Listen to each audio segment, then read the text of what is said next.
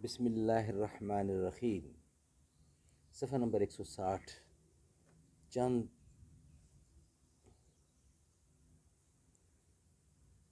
شبہات اور جوابات۔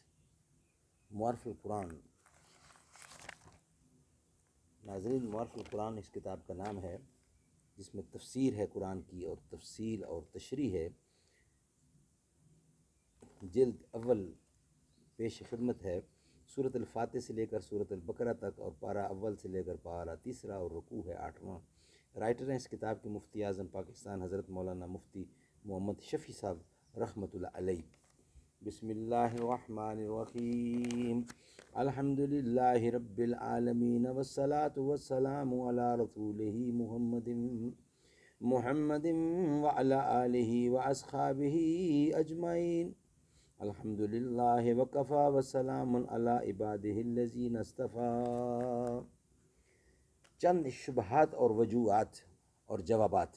بعض لوگوں کی طرف سے کہا جاتا ہے کہ بہت ممکن ہے کہ قرآن کے مقابلے میں کتابیں اور مقالات لکھے گئے مگر وہ محفوظ نہ رہے، لیکن اگر ذرا بھی انصاف سے کام لیا جائے تو اس احتمال کی کوئی گنجائش نہیں رہتی، کیونکہ دنیا جانتی ہے کہ جب سے قرآن نازل ہوا پوری دنیا میں قرآن کے ماننے والے کم اور منکرین زیادہ رہے ہیں، اور یہ بھی معلوم ہے کہ ذرائع نشر و اشاعت جتنے منکرین قرآن کو حاصل رہے، قرآن کے ماننے والوں کو اکثر قرون میں اس کا کوئی قابل ذکر حصہ نہیں رہا۔ قرآن اتنا بلند بانگ دعویٰ اپنے مخالفین کے سامنے کرتا ہے، ان کو چیلنج دیتا ہے، غیرتیں دلاتا ہے، اور مخالفین اسلام اس کے مقابلے میں جان، مال اور اولاد سب کچھ قربان کرنے کے لیے آمادہ ہوتے ہیں۔ اگر انہوں نے قرآن کا چیلنج قبول کر کے کوئی چیز مقابلے کے لیے پیش کی ہوتی تو کیسے ممکن تھا کہ وہ ساری دنیا میں شائع نہ ہوتی، اور ہر زمانہ میں منکرین قرآن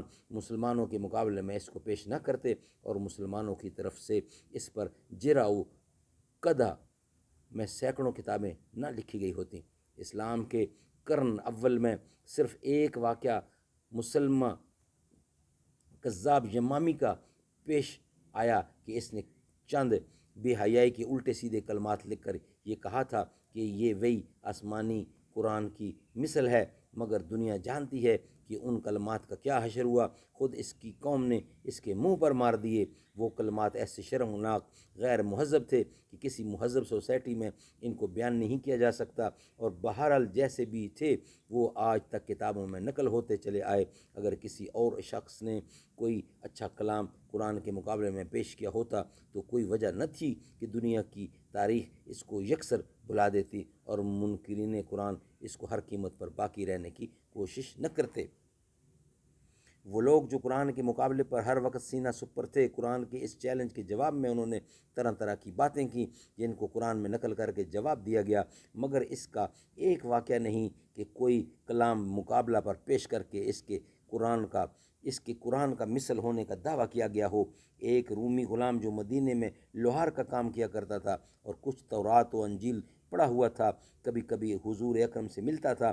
عرب کے کچھ جاہلوں نے تعصب و عناد سے یہ مشہور کیا کہ حضور اکرم کو یہ قرآنی مضامین اس نے سکھائے ہیں۔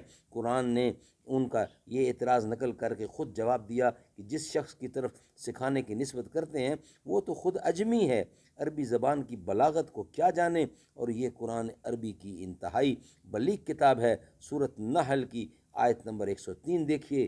لسان الذی یلحدون الیہ اعجمی وَهَذَا لِسَانٌ عَرَبِيٌّ مُبِينٌ۔